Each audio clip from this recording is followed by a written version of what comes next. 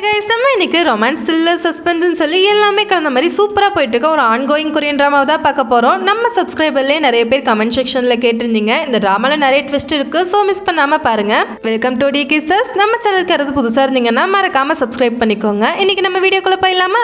எபிசோடோட ஸ்டார்டிங்லேயே ஒருத்தர் கார்லேருந்து இறங்கி பார்ட்டி ஹால்குள்ளே வராரு. அங்கே இருக்க எல்லாருமே எவ்வளோ ஹேண்ட்ஸமாக இருக்கான் பாரு, செம்ம ஸ்மார்ட் அப்படின்னு சொல்லி அவரையே பார்த்துட்டு இருக்காங்க. அப்போ ஒரு பக்கத்தில் ஒரு பொண்ணு வந்து நிற்கிறாங்க. நீ ரொம்ப பயப்படாத, இவங்க எல்லாருமே என்னதான் பார்த்துட்டு இருக்காங்க. இன்னைக்கு நைட் எதுவுமே தப்பா நடந்துடக்கூடாது, நம்மளை பத்தி எந்த நியூஸுமே வெளியே வரக்கூடாது, அந்த அளவுக்கு நடந்துக்கோ அப்படின்னு சொல்லி வார்ன் பண்ணி உள்ள கூட்டு போறாரு. ரெண்டு பேரும் தான் அந்த டிராமாவோட ஹீரோவோ ஹீரோயினோ. ஒரு நியூஸ் கம்பெனில சைன் லாங்குவேஜ் மூலியமா நியூஸை கன்வே பண்ற ஒர்க் தான் நம்ம ஹீரோயின் பாக்குறாங்க. அவங்களால பேச முடியாது, அதனாலயே அங்க ஒர்க் பண்ற எல்லாருமே ஹீரோயின் ஒரு மாதிரி தான் ட்ரீட் பண்ணுவாங்க. கூட ஹீரோயின் சைன் லாங்குவேஜ்ல மவுண்டன் அப்படிங்கறத காமிக்கிறதுக்காக மிடில் ஃபிங்கர் யூஸ் பண்றாங்க. அதை புரிஞ்சுக்காம சூப்பர்வைசர் திட்டிட்டு இருக்காரு, மிஸ்பிஹேவ் பண்ணாதீங்கன்னு சொல்லி. அப்ப அங்க இருக்க நியூஸ் ஆங்கர் தான் உங்களுக்கு சப்போர்ட் பண்றாங்க. இவங்க பேரு யூரி. இப்ப அப்படியே ஹீரோ லைவுக்கு வராரு. யூரி அவங்கள பார்த்து சைட் அடிச்சிட்டு இருக்காங்க. ஆனா ஹீரோயின் அவரை பார்த்து மிடில் ஃபிங்கர் காமிச்சிட்டு கிளம்புறாங்க. ஹீரோவை பார்த்தா பிரசிடென்ட் ஆபீஸ்ல ஸ்போக் பர்சனா இருக்காரு. அப்படின்னா பிரசிடென்ட் ஆபீஸ்ல என்ன முடிவு எடுத்தாலுமே மக்கள் கிட்டயும் மீடியா கிட்டயும் இவர் தான் போய் சேர்ப்பாரு. அதே மாதிரிதான் ஒரு தீவிரவாத கும்பல் கொரியன் பொதுமக்கள் சிலரை பிடிச்சு வச்சிருக்காங்க. அவங்கள காப்பாத்துறதுக்காக பிரசிடென்ட் ஆபீஸ்ல இருந்து என்னெல்லாம் செஞ்சோம், இதுக்கப்புறம் இந்த மாதிரி நடக்காம இருக்கிறதுக்கு என்ன செய்ய போறோம் அப்படின்னு சொல்லி எக்ஸ்பிளைன் பண்ணிட்டு இருக்காரு மீடியா முன்னாடி. பேசி முடிச்சதுமே ஒரே நிமிஷம் எல்லாரும் இங்கே இருங்க, இந்த நியூஸ் வெளியே போகவே கூடாது, கொஞ்ச நேரத்துக்கு அமைதியா இருங்க, இது வந்து பிரசிடென்ட் ஆபீஸ்ல இருந்து வந்த ஆர்டர் அப்படின்னு சொல்லவும் எல்லாருக்குமே டென்ஷன் ஆகிடுது. அவரோட ஒர்க்ல ரொம்பவே ஃபோக்கஸ்டா இருக்காரு. இந்த நியூஸ் எதுவுமே வெளியே வரக்கூடாதுன்னு சொல்லி தனியா ஒரு டீம் போட்டு வாட்ச் பண்ண சொல்லியிருக்காரு. கட் பண்ணா ஹீரோவோட அம்மா ஹீரோயினை பாக்குறதுக்காக வந்திருக்காங்க. ஹீரோயினோட அம்மாவுமே அங்கதான் இருக்காங்க. ஆல்ரெடி நம்ம ஹீரோக்கும் ஹீரோயினுக்கும் மேரேஜ் ஆகிருச்சு. அது மட்டும் இல்லாம ஹீரோவோட அப்பா பிரசிடென்ட் எலெக்ஷன்ல நிக்கிறாரு. ஹீரோவோட அம்மாக்கு ஹீரோயின் வேலைக்கு போறது சுத்தமா பிடிக்கல. அவங்க ஃபேஸ் யாருக்குமே தெரியக்கூடாதுன்னு நினைக்கிறாங்க. நீ வேலையை விட்டுட்டு இந்த எலெக்ஷனுக்கு ஹெல்ப் பண்ற வழியை பாரு அப்படின்னு சொல்றாங்க. ஹீரோயினால பேச முடியலனாலும் உங்க ஃபேஸை பார்த்தாலே தெரியுது உங்களுக்கு அதுல இஷ்டம் இல்லைன்னு சொல்லி. ஆனா ஹீரோட அம்மா அதில் கேர் பண்ணிக்கிற மாதிரியே கிடையாது. அவங்க வாட்டி கிளம்பி போயிடுறாங்க. ஹீரோயினோட அம்மாவுமே இவங்களை புரிஞ்சுக்காம திட்டதான் செய்யறாங்க. உன்னால அவன் ஹஸ்பண்டை ஒழுங்கா பாத்துக்க முடியாதா, அவன் உன்கிட்ட இல்லாம வேற ஒரு பொண்ணு கிட்ட இருக்கான் அப்படின்னா நீ தான் எக்ஸ்ட்ரா எஃபெக்ட் போட்டு அவனை உன் பக்கம் கொண்டு வரணும் அப்படின்னு சொல்லி திட்டிட்டு போறாங்க. எனக்கு ரொம்பவே கஷ்டமா இருந்தாலும் அதை வெளியே காமிச்சுக்காம கார்ல லொகேஷன் செட் பண்ணிட்டு கிளம்புறாங்க. எஃப்எம் சேஞ்ச் பண்ண ட்ரை பண்றாங்க. ஆனா சேஞ்ச் பண்ணவே முடியல. என்னடா ஆச்சு அப்படின்னு பார்த்துட்டு இருக்கும்போது நீங்க டிரெக்ஷன் மாத்தி போறீங்க அப்படின்னு சொல்லி அலர்ட் வருது. மாத்தி போறேனா அப்படின்னு சொல்லி பார்க்கும்போது கார் தானா ஓடிட்டு இருக்கு. இவங்களால கண்ட்ரோல் பண்ணவே முடியல. என்ன ஆச்சு அப்படின்னு சொல்லி ரொம்பவே பதட்டமாகறாங்க. காரை ஸ்டாப் பண்ணலான்னு பார்த்தா பிரேக் வேற ஒர்க் ஆக மாட்டேது. செம்ம ஃபாஸ்டா வந்துட்டு இருக்காங்க. முன்னாடி வேற சிக்னல் போட்டுறாங்க. யாரையும் இடிக்க கூடாதுன்னு நினைச்சா ஆப்போசிட்ல இன்னொரு கார் வருது. அவ்வளவுதான் போச்சு அப்படின்னு நினைக்கும் போது சைட்ல ஒரு கட்டை பாக்குறாங்க. உடனே டர்ன் பண்ணிடுறாங்க. கார் வேகமா போய் தானா ஸ்டாப் ஆகுது. ஹீரோயின் சுத்தி சுத்தி பாக்குறாங்க, யாரையுமே காணோம். என்னடா இடம் இது அப்படின்னு யோசிச்சுட்டு இருக்காங்க. அதான் இவங்க டிரான்ஸ்லேட் பண்ண ஒரு நியூஸ் ஞாபகம் வருது. இப்ப புதுசா மக்கள் ஒரு விதமா கடத்துறாங்க. கார் தானாவே லாக் ஆகிக்கும், நேவிகேஷன் சிஸ்டம் தானாவே ஆன் ஆகும், நம்மளால காரை கண்ட்ரோல் பண்ணவே முடியாது, அதுவே லொகேஷன் செட் ஆகி தானா போயிட்டு இருக்கும் அப்படின்னு சொல்லியிருப்பாங்க. இப்ப வேகமா போய் அன்லாக் பண்ணலான்னு பார்த்தா டோர் ஓபன் ஆகவே மாட்டேது. ரொம்பவே பயமாகிறது. கார் தட்டிட்டே இருக்காங்க. இவங்களால கத்தவும் முடியாதுல்ல. அப்போ ஆப்போசிட்ல ஒரு ட்ரக் ரொம்பவே ஃபாஸ்டா வருது. இடிக்கிற மாதிரி வந்துட்டு இருக்கு. ஹீரோயினுக்கு நம்பிக்கையே இல்ல. அவ்வளவுதான் போச்சு அப்படின்னு சொல்லிட்டு பயந்துட்டே உட்காந்துருக்காங்க. ஆனா இது எதுவுமே ஹீரோக்கு தெரியல. அவர் வாட்டுக்கு மீட்டிங்ல உட்காந்துருக்காரு. போன்ல வேற சார்ஜ் இல்ல, 3% தான் இருக்கு. எங்க ஹீரோயினை இடிக்கிற மாதிரி வந்த ட்ரக் அப்படியே போயிடுது. இடிக்காம ஹீரோயின் ரொம்பவே பயந்துடுறாங்க. ஆனா ஒருத்தர் தூரத்துல மாஸ்க் எல்லாம் போட்டுட்டு ஹீரோயின் கார் பக்கமா நடந்து வந்துட்டு இருக்காரு. ஹீரோயினுக்கு பார்த்தாலே பயமாகிடுது. வேகமா இறங்கலான்னு ட்ரை பண்ணா கார் அன்லாக் ஆக மாட்டேது. சரி லாக் பண்ணிட்டு உள்ளே உட்காந்துடலாம் சொல்லிட்டு லாக் பண்ண ட்ரை பண்ணா ஒரு பக்கத்துல வேற தானா ஓபன் ஆகுது. இவங்களால கத்தவும் முடியாம ரொம்பவே பயத்துல உட்காந்துருக்காங்க. அவர் வாட்டுக்கு அசால்ட்டா ஓபன் பண்ணி உள்ள வந்துடுறாரு. இப்ப அப்படியே ஹீரோவை காமிச்சா அவருக்கு ஒரு கால் வருது. அட்டென்ட் பண்ணா உன் ஒய்ஃபை நான் கடத்திட்டேன், அவளை நான் கொல்ல போறேன் அப்படின்னு பேசுறாங்க. பிராங்க்லாம் பண்ணாதீங்க அப்படின்னு ஹீரோ சொல்றாரு. உண்மையாதான் சொல்றேன், அவரோட ஒய்ஃப் என்கிட்ட தான் இருக்கா அப்படின்னு சொல்லும் போதே ஹீரோட போன் சுவிச் ஆஃப் ஆகிடுது. சார்ஜ் போட்டுட்டு அவங்க அம்மா கால் பண்றாரு. ஹீரோயின் எங்க அப்படின்னு கேட்கும்போது அவ அப்படியே அவங்க அம்மா கூட கிளம்பிட்டாளே அப்படின்னு சொல்லிடுறாங்க. உடனே ஹீரோயினோட அம்மா கால் பண்றாரு. ஹீரோயின் எங்க அப்படின்னு கேட்கும்போது அவ கிளம்பிட்டாப்பா அப்படின்னு அவங்களும் சொல்றாங்க. என்ன நடக்குது இங்கன்னு யோசிச்சுட்டே உட்காந்துருக்கும் போது மறுபடியுமே கால் வருது. உன் ஒய்ஃபை நான் கொல்ல போறேன், நான் கடத்திட்டேன் அப்படின்னு மறுபடியும் சொல்றாரு. எவ்வளவு நேரம் சொல்லிட்டே இருப்ப, அவளை பேசாம கொன்றுவேன், இன்னும் ஏன் கொல்லாம வச்சிருக்க, சும்மா பிராங்க் பண்ணிட்டு இருக்காத அப்படின்னு சொல்லி கட் பண்ணிடுறாரு. அந்த கொலகாரனுக்கு ரொம்பவே டென்ஷன் ஆகிடுது. அவன் ஹஸ்பண்ட் தான், நான் ஏன் நம்ப மாட்டேறான் அப்படின்னு சொல்லி சைக்கோ மாதிரி கத்திட்டு சொல்லிட்டு இருக்காரு. ஹீரோயின் இல்ல அப்படின்னு சொல்லி தலையாட்டுறாங்க. எனக்கு தெரியும் உன் ஹஸ்பண்ட் தானு அப்படின்னு சொல்லி ரொம்பவே சைக்கோ மாதிரி நடக்கிறாரு.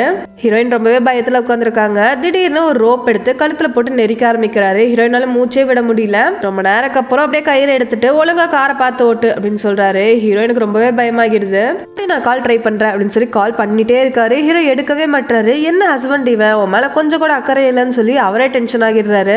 லாஸ்டா ஹீரோ அட்டன் பண்ணிடுறாரு. என்னப்பா இன்னும் கொல்லலையா, கொன்னுட்டு பாடியை மட்டும் வீட்டுக்கு அனுப்பிவை அப்படின்னு சொல்றாரு. டென்ஷன் ஆகிற அந்த கொலகாரனுக்கு கத்திய வச்சு சீட்ல குத்திட்டு இருக்கான். அப்ப தெரியாம ஹீரோயின் கழுத்துலயுமே அது பட்டுருது. என்னாச்சு இப்போ, ஒன்னும் ஆகல இல்ல பரவாயில்ல அப்படின்னு சொல்லி கண்டுக்கவே மாட்டாத.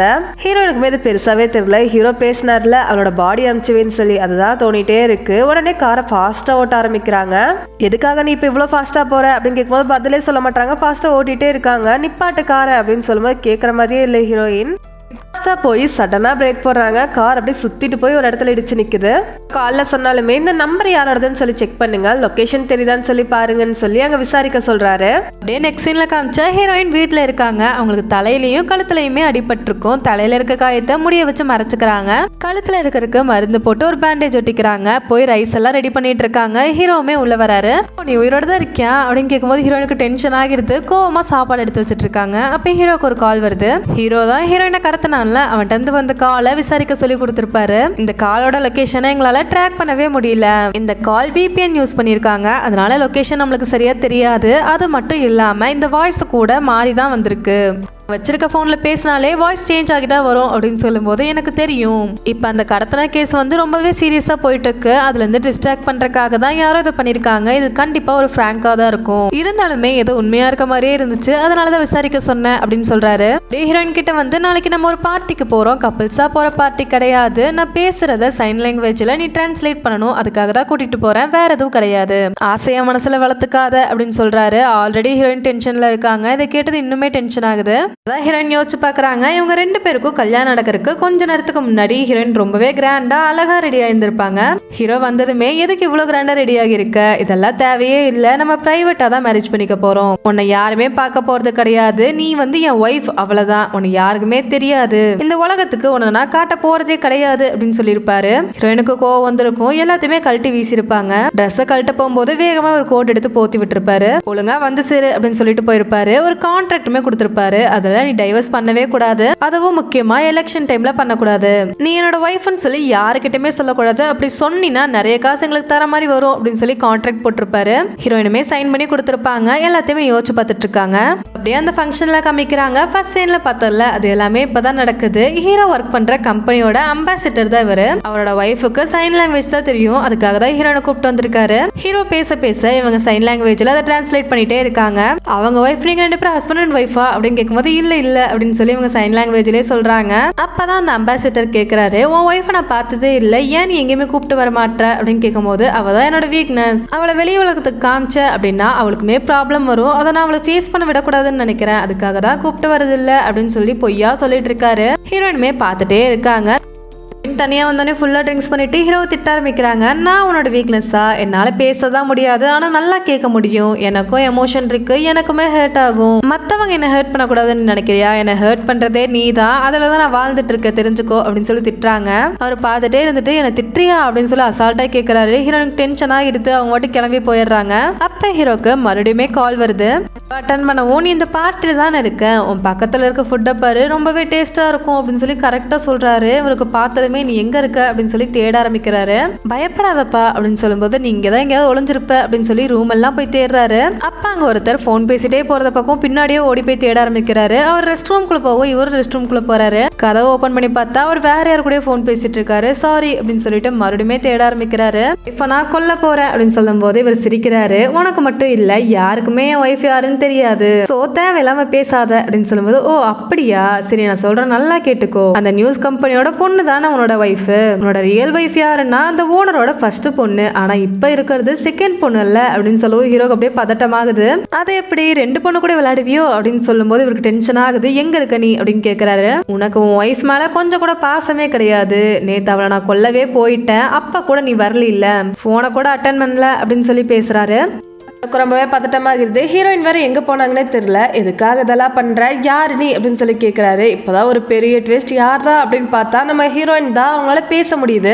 இப்பதான் பாஸ்ட்ல என்ன நடந்துச்சுன்னு சொல்லி காமிக்கிறாங்க. ஹீரோயின் அந்த மர்ம நபர் மிரட்டிட்டு இருந்திருப்பார்ல, ஹீரோக்கு கால் பண்றப்ப இன்னும் நீ அவளை கொல்லலையா, கொன்னுட்டு கூப்பிடு அப்படின்னு சொல்லிட்டு கட் பண்ணிருப்பாரு. ஹீரோயினுக்கு ரொம்பவே டென்ஷன் ஆகி இருக்கும். காரை ஃபாஸ்டா ஓட்டிட்டு போயிருப்பாங்க. சடன் பிரேக் போட்டுட்டு உடனே ஹீரோக்கு கால் பண்ணு அப்படின்னு சொல்லி கத்திருப்பாங்க.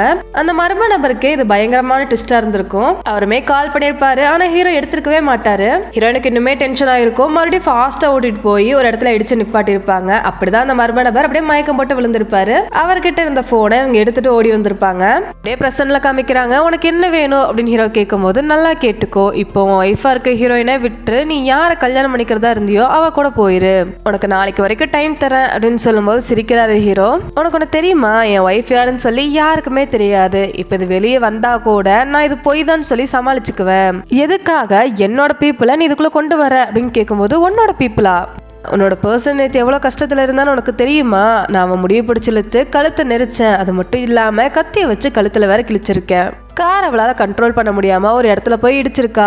நேற்று ரொம்பவே பயந்து போயிருந்தா அப்படின்னு சொல்லும்போது, பயந்து போயிருந்தாளா அப்படின்னு சொல்லி கேட்குறாரு.